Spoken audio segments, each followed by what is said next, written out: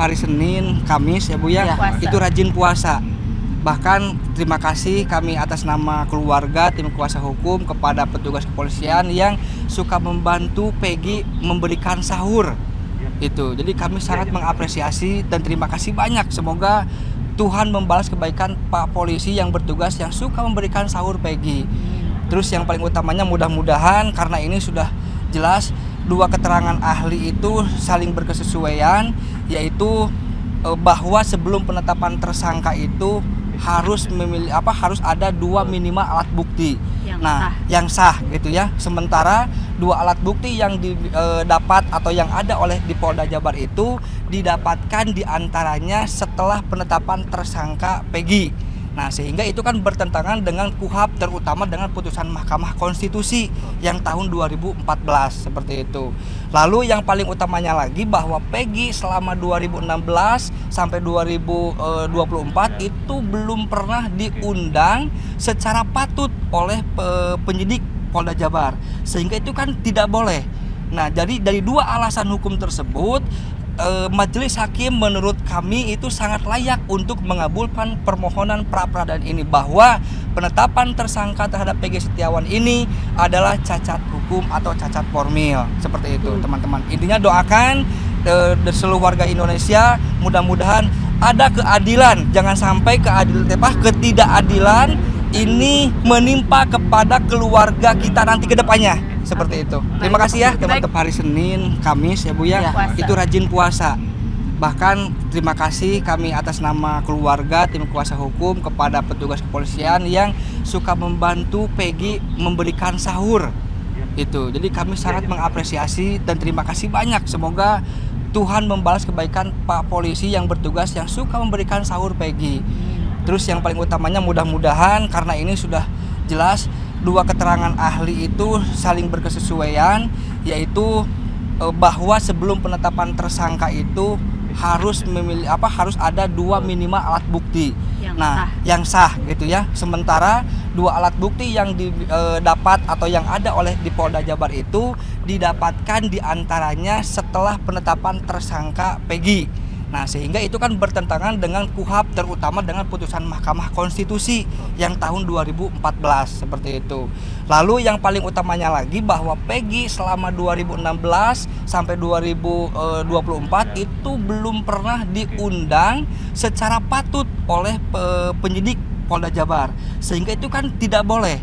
Nah, jadi dari dua alasan hukum tersebut majelis hakim menurut kami itu sangat layak untuk mengabulkan permohonan pra-peradilan ini, bahwa penetapan tersangka terhadap Peggy Setiawan ini adalah cacat hukum atau cacat formil seperti itu teman-teman. Intinya doakan dari seluruh warga Indonesia mudah-mudahan ada keadilan, jangan sampai ketidakadilan ini menimpa kepada keluarga kita nanti ke depannya. Seperti itu. Terima kasih ya teman-teman. Hari Senin, Kamis ya Bu ya, itu rajin puasa.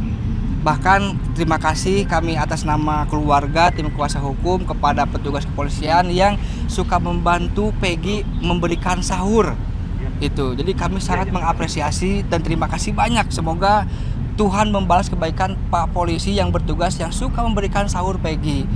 Terus yang paling utamanya mudah-mudahan karena ini sudah jelas dua keterangan ahli itu saling berkesesuaian, yaitu bahwa sebelum penetapan tersangka itu harus harus ada dua minimal alat bukti yang sah gitu ya. Sementara dua alat bukti yang didapat atau yang ada oleh di Polda Jabar itu didapatkan diantaranya setelah penetapan tersangka Peggy. Nah, sehingga itu kan bertentangan dengan KUHP, terutama dengan putusan Mahkamah Konstitusi yang tahun 2014 seperti itu. Lalu yang paling utamanya lagi bahwa Peggy selama 2016 sampai 2024 itu belum pernah diundang secara patut oleh penyidik Polda Jabar. Sehingga itu kan tidak boleh.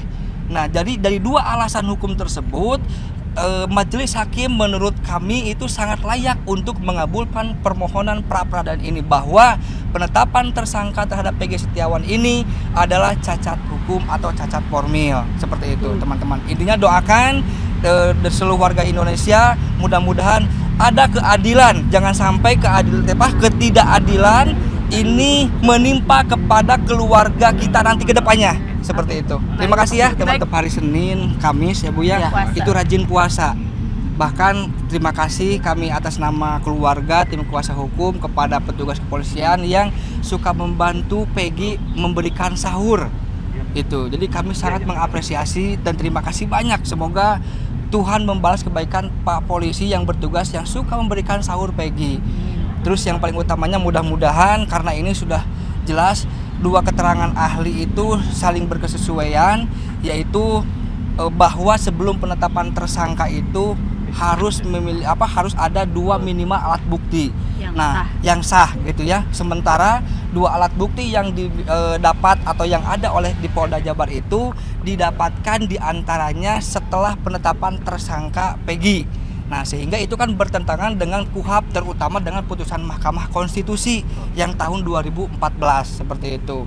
Lalu yang paling utamanya lagi bahwa Peggy selama 2016 sampai 2024 itu belum pernah diundang secara patut oleh penyidik Polda Jabar. Sehingga itu kan tidak boleh.